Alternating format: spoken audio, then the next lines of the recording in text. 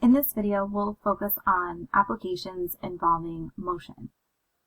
Previously, we've looked at applications involving motion, and we used the formula d equals rt, or distance equals rate times time.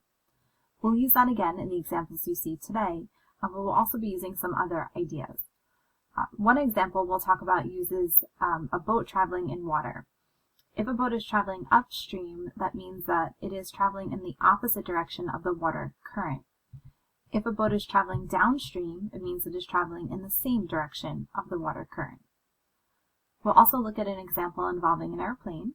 If an airplane has a tailwind, that means that there's a wind current moving in the same direction of the plane, and headwind is the wind current in the opposite direction of the plane. So we'll talk about how going up or downstream affects the speed of a boat, and how a tailwind or a headwind affects the speed of an airplane.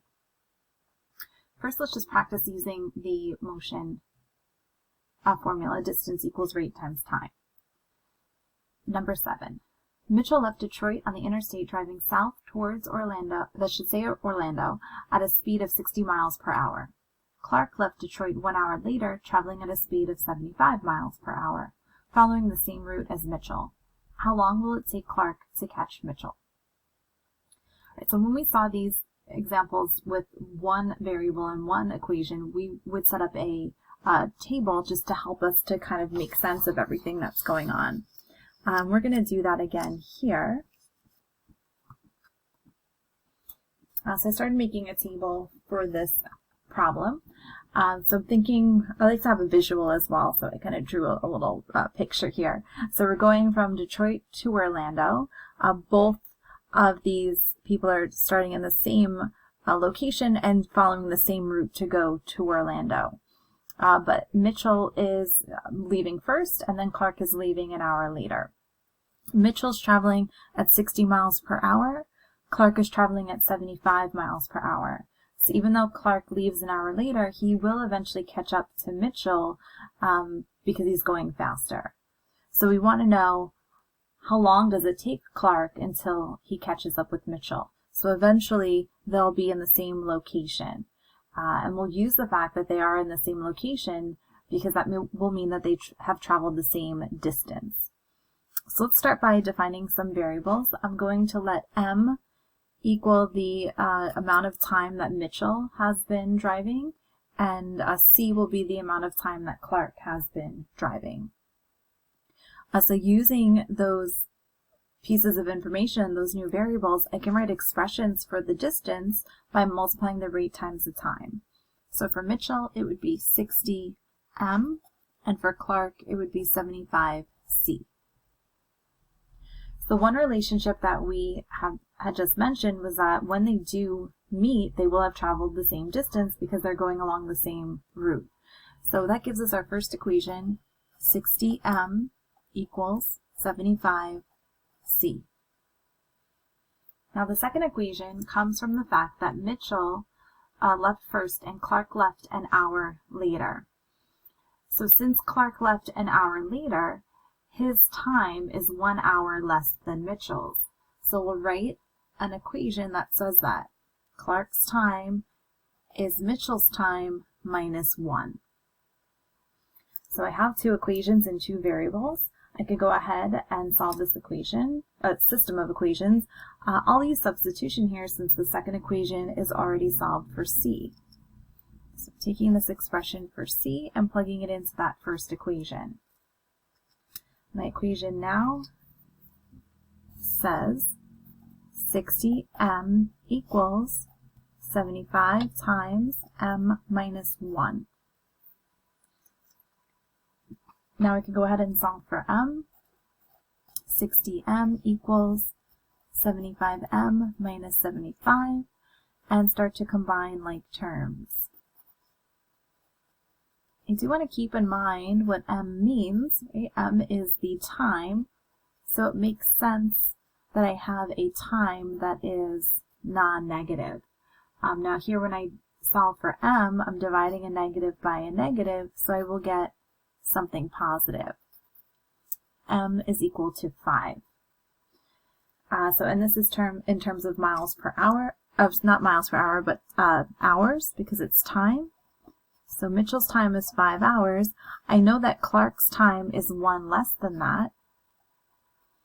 Clark's time has to be 4 hours. So we'll just have to make sure that we answered the question. How long will it take Clark to catch Mitchell? Well, that's basically asking how long is Clark traveling for, and we know that Clark has been traveling for 4 hours. So this would be the answer for the question. Remember to always make sure that you answer the question, not just find the variables, because your question might not be about the 2 variables. You might have to do something else to it as well. All right, for number 8, we're looking at a boat. A Mississippi riverboat cruise sailed 120 miles upstream for 12 hours and then took 10 hours to return to the dock. Find the speed of the riverboat in still water and the speed of the river current. So here we're talking about traveling upstream and downstream. So when the boat is traveling upstream, the river current actually slows down the boat because it's traveling in the opposite direction of the current. When the boat is traveling downstream, the current speeds the boat up because the water is pushing the boat in addition to the engine of the boat propelling it. All right, so here I set up a table as well and already defined some variables. We want to find the speed of the boat in still water and the speed of the river current. So I have my table set up with my distance equation. And I define B as the speed of the boat and C as the speed of the current. All right, but I need some numbers here, right? So what were the numbers that we were given? So we know 120 miles upstream for 12 hours and then took 10 hours to return. So upstream was 12 hours. Upstream, the time was 12 hours. And it was 120 miles. Downstream was 10 hours to return to the dock, and since it's the same river, it's also 120 miles.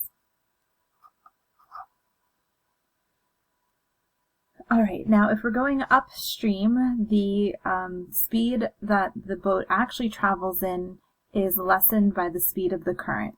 So we have the speed of the boat minus the speed of the current. Going downstream, the current pushes the boat, so the rate would be B plus C. So we now have 2 equations here by just following the distance formula. So I could even put my equal signs in here and think about my multiplication in here. So my first equation would be 120 equals B minus C in parentheses times 12. And then 120 equals B plus C times 10. I'm going to go ahead and distribute the 12 and the 10 for each of these equations. I'm going to label them as well just to help us keep track. For the first one, 120 equals 12b minus 12c.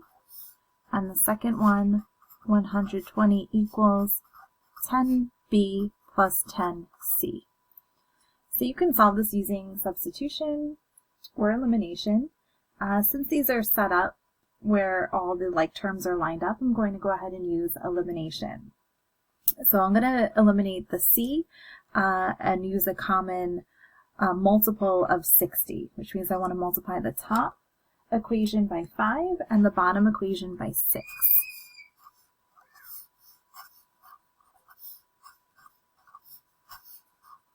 So let me go ahead and do that. Alright, so now that that is done, I can go ahead and add my equations together. The c's are going to cancel. I have 1,320 equals 120b. And let me go ahead and rewrite this up here. And I'll solve for b by dividing by 120. So I have 11 equals b, which is the speed of the boat. And I could go ahead and get the speed of the current using one of the equations. I'll go ahead and use the first one. 120 equals 12.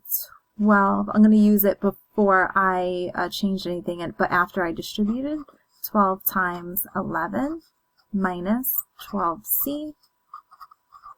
120 equals 132 minus 12c.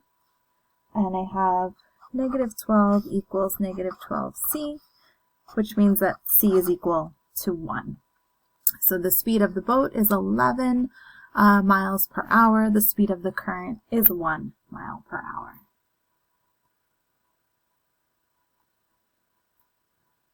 Okay, let's go ahead to the last motion example. A small jet can fly 1,325 miles in 5 hours with a tailwind, but only 1,035 miles in 5 hours into a headwind. Find the speed of the jet in still air and the speed of the wind. All right, so let's go ahead and set that one up. Again, I already have a table set up here. My variables are going to represent the speed of the jet and the speed of the wind. So let me pause for a second and fill in the pieces of this table. All right, so here are the elements of the problem filled into the table. So you could always go ahead and pause and look back to see why everything is where it is. We have the plane flying with the tailwind, so the speed is being increased by the speed of the wind, and the headwind, the speed of the plane is being decreased. So that's the most important thing, that for that tailwind it's plus, for the headwind it's minus. So then I went ahead and set up my system, multiplying the rate times the time and setting it equal to the distance. So I have my two equations and two variables.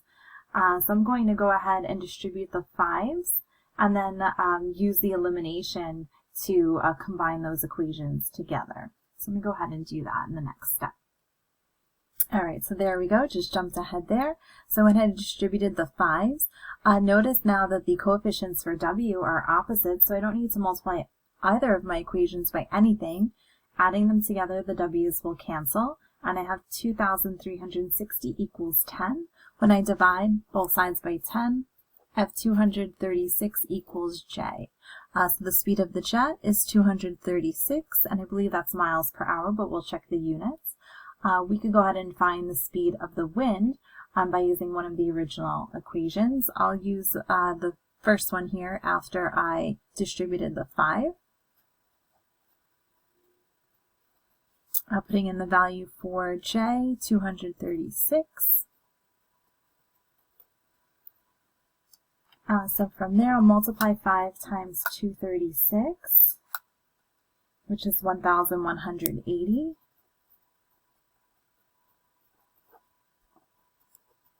Subtract 1,180 from both sides, and I have 145 equals 5W. Now I'll go ahead and divide both sides by 5, and we have 29 equals W. So the wind is blowing at 29 miles per hour. Let's just go ahead and make sure we've answered the question for that one. Find the speed of the jet in still air and the speed of the wind. And again, the rate would be using the distance and the time, so it is miles per hour for both of them. So MPH to abbreviate. All right, and that concludes this video.